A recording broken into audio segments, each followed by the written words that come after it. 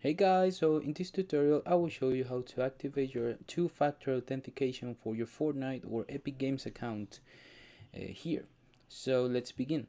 Okay, so the first step will be to open our internet browser and we can type Epic Games on the search bar, and after that we can scroll down where it says Home Epic Games. After that we need to go to this icon where it's our account and we can go to account. Okay, so after that, we can go to password and security, and we have the option to change our password.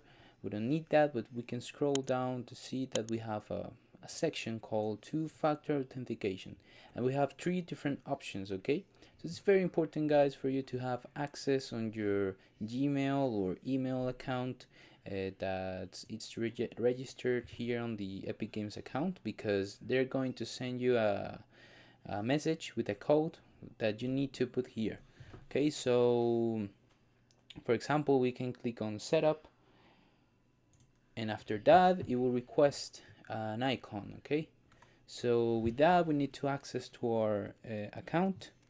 In case it's on Gmail, and I have my two-factor sign-in code. I will leave it like a screenshot on the video so you can see how it looks.